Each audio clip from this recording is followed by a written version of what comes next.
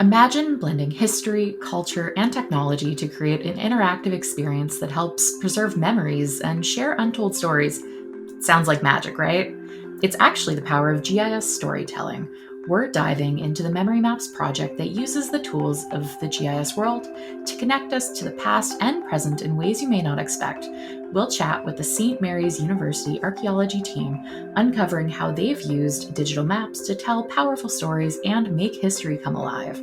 Get ready for a journey that's as rich in data as it is in culture. Let's get started.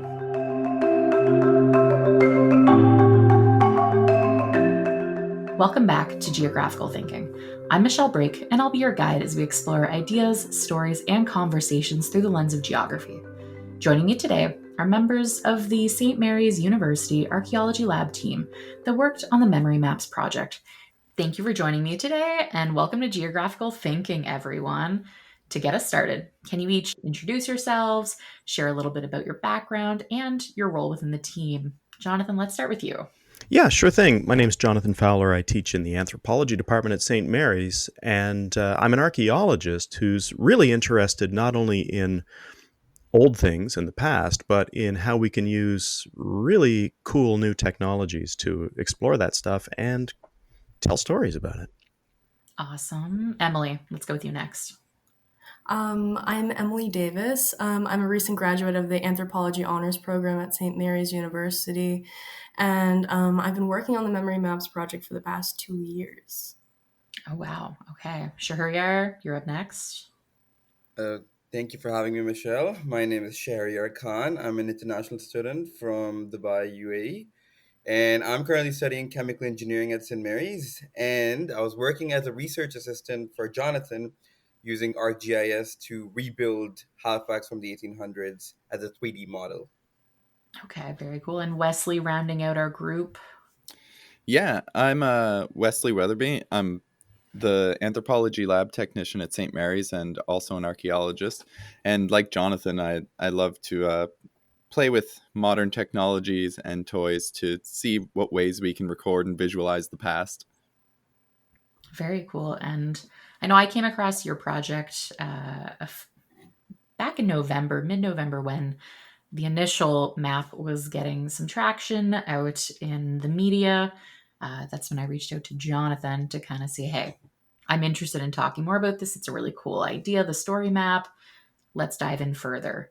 So, Jonathan, let's take things first with the project overall. What inspired the creation of the Memory Map project, and how does it aim to preserve and share cultural stories or histories? Right on. Okay. Well, it's a story that began, it's a project that began during the COVID years. And I suppose to give you a little bit of background, I should say that the basis of this project is a set of old maps. And this map series was published in 1878, and it's an atlas of Halifax, a very detailed, large-scale mapping of Halifax, comprehensive coverage. And I had this in my files for years. I've been using it in my teaching. And during the COVID times, when we were in lockdown and not really able to travel very far, you might remember those days. You'd walk out on the street and people would cross the road if you'd see them coming down the sidewalk at you. Kind of nervous and weird times. And I decided as part of a kind of pastime, I would take my little Hopkins maps out with me. I have a printer at home, so I printed off little black and white copies of them, and I would just walk around the city by myself, usually, with colored pencils, and I would color in on the map, the houses that remained standing from 1878, green for still standing or whatever the buildings were, red if they were gone. And this became a strange little pastime for me just to keep, exercise and moving around in the environment. When I got back to school, once we got back to classes, I thought, I think I'll try this with the students because I kind of enjoyed it in a strange way. And I made an assignment out of it in my Archaeology of Halifax class. And Emily and Jillian Bonner, who's not here with us today, but another one of our students, they really excelled at this. I mean, the students who did really well at this, I was able to go and get a little bit of a research grant and convert it into a real research project. And that's kind of how it began. the intention of the exercise is to measure how much of old Halifax is still standing. So we created through this project a baseline.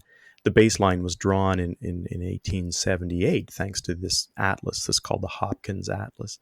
And it was really just an attempt to inventory built heritage assets from that period. Halifax is a very old city. It was founded in 1749 as a British naval station and colony. And so there's lots of old buildings here, but the pace of change in this city is incredible these days. And they're knocking down buildings left, right, and center. And actually, there's been no comprehensive effort to map these assets. It's just a poverty of riches. We just assume that they're going on forever and we keep knocking them down. So that was kind of the inspiration as well, to try to do some kind of accounting of the built heritage resource. That tracks with how I find a lot of historical projects seem to go in the Maritimes. It's okay, great. I have an interest in it. How can we turn this into a larger project? Let's pick it up. We want to learn more about it. Let's expand that.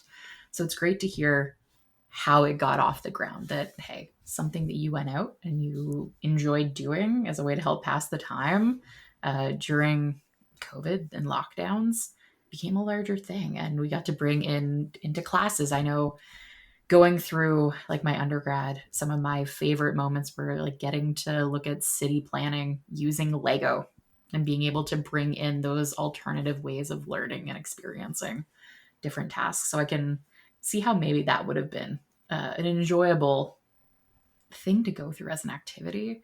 Emily, any thoughts on the coloring experiment project? I remember when I took Jonathan's course, I don't know when that was, probably 2022. Yeah, back in 2022, we were each given like a different section of the City Atlas of Halifax to kind of take on as our own and color in, with the pencil crayons, and then go around the city and see what was still standing, what was demolished. And I remember I got plate K. And I was kind of disappointed with that at first because I was like, oh no, I want a really cool section of like downtown Halifax. But then I started kind of going through plate K, and that's where I lived at the time. And there's just so much history and so much that was interesting about it. Like in plate K, there's like freshwater brook that used to go through that area of the city. There's some vanished neighborhoods, which I believe we'll be talking about a little bit later. And all of this just very interesting and like rich things that I kind of got into. And I researched Fort Massey Church quite a bit for this project as well, and went deep into the history of that and learned so much. And I think that was really the jumping off point. Well, one, for the research, and my involvement in that, and also just kind of my interest in like built heritage and archaeology and the built environment. Okay. So I think that sets a nice foundation for how did the story and the project come about. Let's move into more of the technical side. I'm wondering if we can talk more about the process of getting from those historical paper maps to digital and 3D representations like we see in the story map. I know Shahryar, Wesley, you guys were more involved in some of the technical side. Can you detail any of that? Well, I joined in a little later on this project, and I was always fascinated by the history Halifax already has. And when I joined in Jonathan's project, I saw the maps. It was amazing, but I wanted to add some sort of like a visual aspect to it. And then I thought that 3D maps would be amazing because we see that now on Google Maps coming in.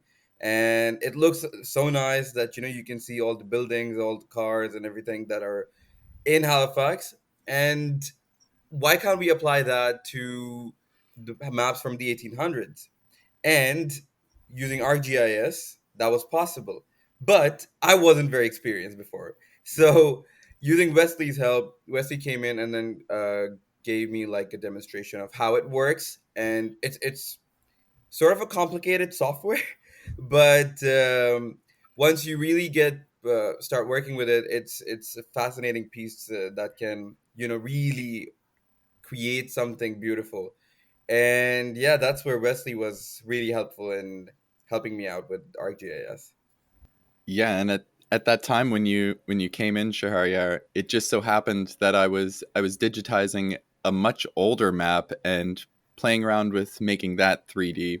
It was a map from I believe 1755 of Halifax, and it's not very well, I guess, like spatially it doesn't match up as well as it might, but I was playing around with taking that and making it 3D and sort of seeing where the palisades of the original Halifax city landscape laid, and also trying to integrate that into Unreal Engine with ArcGIS.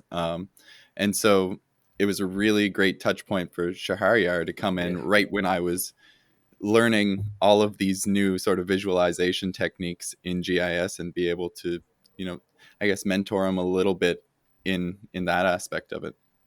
Hmm. Plus, I was So, also into games, and games like that have cities, models of cities that you can walk in, explore. That was always fascinating for me. And then if we can make Halifax into some sort of stuff like that, would be amazing. yeah, and I think that's a great point with the connection to video games and how games like Assassin's Creed, where you get to really go into the depths of cities, have provided a lot of wealth of information of, oh, how are, like, we're recreating things visually in a very historically accurate way. So who knows? Maybe we'll see what Assassin's Creed, whatever number we're on, set in Halifax. Is that's the next Exactly. league for this? Mhm. Okay, but knowing that we've developed our GIS skills over time, with this project, as we've hinted at, has a wide range of different GIS tools involved. Was this a skill set that the team already had, or something that was developed during the project? Wesley, it sounds like this might be your territory. Yeah, and this sort of brings us back to where Emily last was touching on, and that's Emily and Jillian were coloring in these maps with colored pencils, and the first step in sort of teaching them GIS was, okay, well, I'll show you how to georeference these maps. And then because all these plates weren't made to be georeferenced per se, then we had to deal with, clipping them and mosaicing them into one nice big ortho, which there was a lot of learning in that, to put it lightly, in the ways you might layer the different historical maps within the tools, just so that they come out looking as nice as they might. And then, once we got that part down, we decided, well, we can start digitizing these in and make real feature classes, and that's really where, what we see on the memory maps story map really began, was when we started digitizing them into real polygons so that they could be overlaid and really mesh with the modern cityscape. And then Emily and Shahar, how was it learning the various tools and things on the fly as you're working on this project? Were we looking at like a steep learning curve? I know personally when I first started GIS, the first few months were the hardest. Yeah, I would say like I came into this project with absolutely no knowledge of GIS at all. I didn't even know what it was, to be honest. And then I'm just kind of like thrown in here. Not exactly thrown in. Wesley was very good at teaching us how to do it. And to be completely honest, I would have been lost without him. I can't even tell you how many times I've gone to him thinking I completely fudged the entire project and ruined everything by like pressing one wrong button or something like that. But yeah, I think it was a really good like learning experience. And I'm really grateful to have like developed this skill set. But I will say it was also very painstaking, if I'm being honest. Very Yeah. tedious, but also very interesting because it's a very finicky thing. Like Wesley was saying, georeferencing these historical maps over top of a very like a ever changing city, really, because we used control points to kind of set the maps down on the modern landscape with modern property boundary lines, which have relatively remained the same over time. Yeah, you need to be very careful with that because Yeah. it's very easy to throw off the overlay and have warping happen. Yep, I'm very familiar. Having done my fair share of georeferencing over time, you're so certain that you've got it right. You click a control point, you're like, okay, let's set it. And you're like, no. Now it's like, for the most part, you're like 75% there, but like one corner is like really warped. You've got like some bending going on. Now it's all out of place. So I understand those headaches as they come. Okay, but Shahryar, how was your experience with learning some of this? Yeah, same as Emily's. I mean, initially I never knew about ArcGIS, and since I started working on this project, I found out, it's a software because I'm in engineering, and Mhm.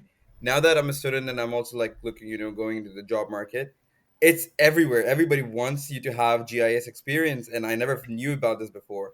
So it was a great learning curve for me, and Wesley was very helpful because it's a complicated piece of software. It sometimes gets to you, and you think you've got it, but you go home and you're blank, and then you email Wes. Like I've been always emailing Wesley like, hey, now I don't know what to do next. Can we set up a meeting and then talk about it further? And yeah, it keeps going back and forth until you get it right. But over the months, I got better at it. Yeah, that's great to hear, and great to hear that there is that camaraderie and teamwork element to it. But I want to hear Jonathan's thoughts on this as well, of what came first, the maps or the GIS. I suspect I know the answer, but in a chicken and egg situation, I want to hear Well, what you. just as these guys were saying, we were working on paper first, so it was a very analog process. And then we moved it into the GIS. But I just love hearing what these guys are saying because it's sort of the magic of this process that it is a research activity, and to some extent, it's got an embedded within it a sort of advocacy, a heritage advocacy element. Mhm. But fundamentally, this is a learning exercise. We're university people. We're in the academy. We're there to learn, and you know that's kind of part of the DNA of this whole operation. So just gratifying to hear that. It's a little challenging for us. I mean, just speaking personally about our program in anthropology, we're embedded in the arts, and we're not a geography department. We don't have a computer lab. We're fortunate to have Wesley around, and as these guys have said, he's an invaluable resource for this kind of thing. And Wesley is actually very, very skilled in this area.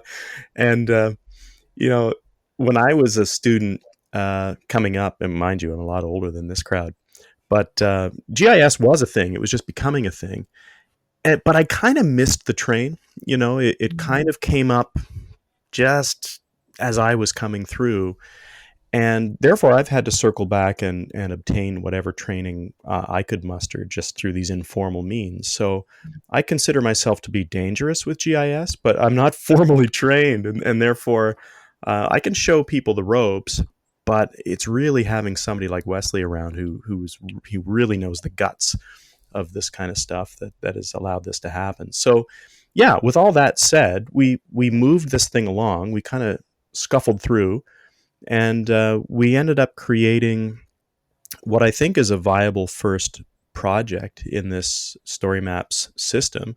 And just thrilled that Shahryar and Emily and others who've been part of it have learned along the way, because really that's the whole point. And I know that is a common way of discovering GIS is, okay, I need a tool to carry out a project in another field. It's intersectionality. We like to see it as everyone starts to embrace it and use it. And Yeah. GIS is a tool. It can be used anywhere. Let's see how you guys can use it. Absolutely. And I think really ultimately there's no substitute just for noodling around with the software. I mean, just spending the time, making the mistakes. No, it doesn't blow up. Save your work, go back Yes, to that even. previous version. But time spent at the coal face, so to speak, is Mhm. really rewarding. Okay. Thinking about all of the time you've spent in the project and learning, as well as learning about the history that goes along with the maps and the areas that you've been looking at, can you share any personal stories or moments that stood out to you while working on the project, and any particular memory or story? Why did it resonate with you? I know we hinted at maybe some vanishing city talk, if we want to start there.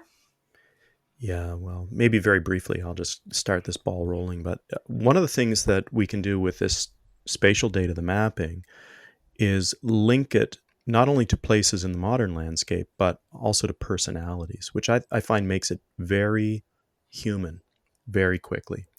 And there are lots of neighborhoods in the city of Halifax that no longer exist. You know, that famously we have a place like Africville, the historic black community in the north end of the city, which was wiped out by the municipality in the post-war period. We also have lots of other neighborhoods that have just been remodeled. They're gone. And when you get into the mapping, Hopkins, for example, from the 1870s, you can see those places, but you can also collate that data. We haven't really done this very much yet, but I'd like to in the future. You can collate that data with city directories. Back in those days, they didn't have phone books because they didn't really have phones. So they had these little directories with all the addresses of people. And if you wanted to send them a little note, I guess some boy would run with a note and give it to, knock on the door, give you a note. But these city directories allow us to effectively repopulate these lost neighborhoods and find out what kind of people were living in different places. And you can do all sorts of really cool social analysis and storytelling out of that. So for me, to answer your question, just getting to know, in inverted commas, the people who used to live in these places, some of which are completely remodeled and gone, parking lots now. I always find that really compelling. Mm-hmm. Okay. Any other moments? I know, Emily, you had hinted at some elements of the vanishing cities that were interesting within your work. Yeah, exactly. One little piece of history that I've kind of taken a liking to, and I've learned about during this project, is what I kind of like to call the superstore suburb. Um, it's a vanished neighborhood that was on Barrington Street, where the superstore is right now. It's just under the parking lot and kind of to the south, I believe, a little bit as well. And this was like an area largely populated by like blue collar workers, many of who worked at the nearby industrial sites like the gas works, as well as the Royal Engineers Yard. And Jonathan was mentioning the directories and such, and I kind of took a look at that as well. And that's how we kind of know that they were mainly these workers living there. And it kind of really resonated with me because this was in the plate that I was looking at for the school project. And I lived in this area, so I always walked by the superstore. This is where I got my groceries. That's what I associated it with. And I was really just astounded, I guess, to learn that there were people and their families that would have called the area home in the past. And I really had no clue about the history of it all. And since then, I've kind of looked into this area a little bit since I was intrigued. And I believe that a lot of the homes were likely demolished as a result of the ocean terminals project in the early 20th century. And what's unfortunate about it is we still haven't found any pictures of it either, which I would really like to see, and I know Jonathan would as well. So I'll keep my eyes out on any churchyard sales that pop up because you never know what's hidden, like some of the books. I'll keep my eyes peeled just in case. But thinking from vanished cities to the other side of maybe even preserved areas, have we seen anything like that within the maps that you've been looking at? I don't know, Wesley or Shahryar, if you have anything there. Yeah, I mean, just to the west of that superstore, you can find a Sobeys on Queen Street, and under that there's a essentially a brook called Freshwater Brook that it still flows, and this is something that Jonathan shows us, shows incoming students in various classes. I believe the Archaeology of Halifax. That you can hear it when there's heavy rainfall. You can hear that brook through the drains, and if you follow that brook right up to its headwaters, which would be in the Citadel, you get to essentially where the skate park is now. And I spent a lot of time at the skate park when I was younger, and I didn't realize that the old section of the Halifax skate park on the Commons is it's actually partially preserving the shore of an old pond that was there. And Okay. finding that out was pretty cool because, again, like Emily, I associated this place with one activity, and then you look back in time and it's like, wow, it wasn't even land. It was water. Being in that old skate park, you're essentially waist deep in an old pond. Yeah. And I think that's cool or interesting, really, to see both sides of it of what have we seen disappear and what do we see as the maps help us preserve that record, but also what have we preserved and the maps help us identify that in modern times. I guess rounding us out, Shahryar, anything that stood out to you, any memories or stories from the work? Yeah, so I'm relatively new here, but Yeah. one personal moment for me was how rich the history in the city is. Just finding out about that was very fascinating. And yeah, I was amazed by the wealth of stories and memories that are tied to these places. And this project's ability to bring those histories to life was incredibly, rewarding and gave me a deeper appreciation of the area's heritage. Hmm. But about a story, I mean, there's this building which is named the Crane, Hmm. and that was after a crane fell over it. So that was something that was nice to learn about. And there's many stories here and there that I keep finding out during the whole project, and yeah, it's just pretty cool for me to learn. Yeah, I feel like the crane is a great example of like the modern history that will tell people of, oh, remember when the crane fell? It is still one of those infamous stories of Halifax for anyone who's Absolutely, wondering. Michelle. Yeah. Yeah, absolutely. I mean, and that goes right to the point. The nature of humans is to create place and to create stories. And heritage, today's today's events are tomorrow's heritage in a sense. Like some of them are, at least. And yeah, when you look at a city closely over time, you can see it forming, and that's a really classic example. Shahryar, did the crane fall just before you arrived? Were you in Halifax at the time? I mean, I was after, so Okay, I'm not yeah, suggesting that's you when I had anything learned. to do with it, but Yeah. yeah, no, So I've been here for 2 years, and it was after, and it was cool to know. yeah, recent history. Yeah. Yeah. That's why I'm like, it's very recent, but it's one of those things that if you ask people about Halifax or you go on Reddit and you see people referencing the crane, people just know what it is now. I thought it was really funny and kind of punchy that the developers named the building the Crane. I thought that exhibited a Exactly. really good sense of humor, and that's something I like to see in a city. Yeah. And now I know looking at the maps, one of the stories that immediately came to my mind, and I want to hear whether this falls in line with what you found out or maybe it doesn't, is that a lot of the buildings have shown a lot of change between 1878 and now. Specifically, a lot of them have been demolished. I'm wondering because my initial thought was, oh yeah, of course, the Halifax explosion. Of course, that's why there's so many buildings that aren't here anymore.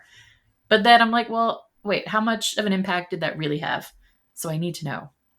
Did we see this big change because of the Halifax explosion, or was it a lack of policy preserving buildings, or something else entirely? Really, the answer to that is it's a combination of factors. Okay. There's no one overarching determinate reason for all the attrition, but I will say that development has played a very large role. Although the Halifax explosion did cause a lot of the damage in the city, much of the devastation was limited to mostly the like very north end of Halifax near the water. This area is where buildings would have been completely destroyed, and in 1878, it wasn't very built up in this area either. There's actually a plan you can find on the Nova Scotia Archives website called Plan Showing Devastated Area of Halifax City, if there's any interest in that. And Dalhousie University also created a digital map showcasing this as well. In terms of policy, I don't believe that preservation was prioritized very much in the city until the late 80s when it Mhm. became possible to register heritage buildings to give them their official status. Once this was implemented, though, I'm sure it made quite a difference. Something worth mentioning is that in the 1960s, Halifax carried out a large urban renewal project, Mhm. which essentially was quote unquote slum clearance to rid the downtown area of undesirable homes that weren't really appealing to the eye or the more upper class individuals residing in that area or going into that area during the day. This resulted in many families being displaced for a period of time until housing became available for them. And one area where this was carried out is where Scotia Square was built in downtown Halifax. Okay. So on Albemarle Street. Mhm. There's some very good papers written on this and many pictures documenting it as well, as each home was photographed before being demolished. Um, it's worth mentioning as well that areas of the city have suffered from fires and things Mhm. like that, like on Barrington Street in the late 19th century. Yep. While events like that have definitely impacted attrition rates, the bulk of it can be attributed to development, though. Um, there's an interesting statistic that I learned of from a 2019 report by the Heritage Advisory Committee that says between 2009 and 2019, 30% of the heritage buildings in the downtown core were demolished as a result of development, just in that Wow. decade. Wow. And currently, there is policy to protect heritage buildings, but only if they're registered, and that only goes so far in itself. Yeah. Okay. I mean, it's pretty shocking that a 10-year period in my lifetime, our lifetimes, has seen such a large reduction in what heritage properties we're seeing downtown. And I guess it makes sense having seen things like the new convention center go up. There's been so much change in the downtown core that looking around, yeah, I can see where that statistic actually lives. But it's surprising to hear how large of a number it actually is. But glad to hear that it is a combination of things. Yeah, you got it. The change is real. The change is bracing the pace of Yeah. change. And what we wanted to do with this effort is to kind of introduce some numbers and accounting to this process because Mhm. there's really not been such a thing done. We've just sort of been on autopilot here. And, we talk about the value of heritage. It shows up in brochures and advertisements. Come to Halifax, and there's all these pictures of beautiful old buildings and architecture, Nova Scotia generally. And yet, we're just blasting away at it without really knowing what stock we have in this, built heritage asset, how much of it we have. And that report that Emily just cited was one that was just triggered by a discussion, and it only pertained to the downtown core. Really, there had been no, as I say, holistic accounting, and it's long overdue. Mhm. And I'm interested to see and hear more about where is this going in the future. So, are there plans to expand the projects for the memory maps? Are we looking at ideas of exploring the intersection of GIS with cultural narratives, with new ideas? What's next? What can we expect other than maybe documenting the crane? Well, we definitely want to map forward and back in time and see the city develop over time. But we've also got a number of thematic map projects on our plate. And actually, Wesley, you and I, probably more than anyone else in the team so far, have been working a lot at the old burying ground, for instance. Um, Maybe you could, fill them in on that a little bit, and anything else that comes to mind. Yeah, so the old burying grounds project has really been fascinating. And again, just like this project, it started with classwork. So students in one of Jonathan's courses went out and surveyed and mapped out um, by hand at first. We always start All with of clipboards and yeah, pencils, don't we?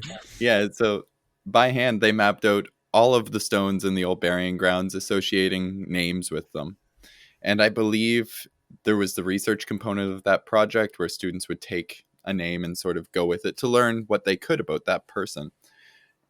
And out of that came a realization that, hey, there's a lot of really cool information that we could collate into one project here and do it spatially. So over the next, I guess, few years following that initial classwork, uh, Jonathan, me, and some others, like Vanessa Smith from Nova Scotia Museum now, went out and we surveyed with GNSS all of the stones on just two sides for all of the headstones and then four sides for the table stones. But at that point, we realized that, hey, let's sort of make this relational, and we can add real data and the information on the stones to it. And then I made a quick a field maps, at the time it was collector app, Mhm. that we could go out and record some stuff. And then in a class that I taught, that Emily was actually in, we went out, and with a team of 18 students, we got about 40% of the graveyard done in one class period, which was incredible, because before that, it was painstaking to go out and just record this by hand. And using the collector app, we were also able to get photos, so we could sort of cross reference visually the information that was recorded with the photo. And yeah, from there we're looking to amalgamate that with the old burying grounds records, so that then we can really start digging in more. That project's just sort of, we're just getting to that step now, and it's really exciting because soon we're going to be able to actually dig into that data and do real research. But archaeology, just in general, is inherently a spatial and cultural research endeavor. So, like, geospatial data lends itself to cultural narratives so well. And with all of the new tools that are coming out on ArcGIS Online, I was talking to Jonathan yesterday actually about how interesting it is that back when I started GIS, to get 3D models onto ArcGIS Online was almost unfathomable. And now it's really easy. Like an archaeological project that we're undertaking down in La Have in Nova Scotia at a 17th century fort site. Um, the excavations we've done there, and the drone surveys we've done, we can create 3D models of them and put them on ArcGIS Online, so we can share that information with the research team. And that's really, really helpful to be able to see all of that sort of spatially in the way it relates in 3D. And there's just so many ways that GIS intersects with these cultural narratives that it's hard to really pinpoint one thing. Yeah. So it sounds like there's a lot of places that we're going to be able to see in the future. Which sounds like it's a question of, okay, what's next? How do we pick the next idea? But if people want to keep up on what's next or the next steps in the project, how can they keep up to date or even get in touch? Well, yeah, thanks. We've got a website that we use as kind of like a landing page for this project. It's just called mapsofmemory.com. So that's one way to do it. You can also find us at the Anthropology Department at St. Mary's University in Halifax. That's, I guess you'll include the links, Michelle, on We will in the show notes. I for really sure. appreciate it. And so we'll give you some contact info. And if anyone out there takes an interest in our work, great. Would like to share their work, also great. And potentially, if there's opportunity to collaborate in this kind of stuff in the future, we're game. It's something we like to do. Amazing. And I look forward to hearing more about things in the future. And hopefully we'll get some people reaching out so that we can see what they're doing as well. Thank you again all for joining me today. I hope we've had a good time together, and we'll see what's next. What are the next stories? You got it. Thanks a lot for your interest. I really appreciate it. Yeah. Okay. And that's a wrap for today's journey into the world of GIS storytelling. We've seen how powerful maps and memories can be when combined, from preserving culture to sharing untold stories. A huge thank you again to St. Mary's University's Archaeology Lab team here for joining us and giving us a glimpse into the incredible work that you're doing. If you're looking for more information about the technical side of GIS, check out the Spatial Report podcast, where Mark dives into the latest and greatest in the world of GIS. Until next time, keep exploring, keep learning, and keep thinking geographically.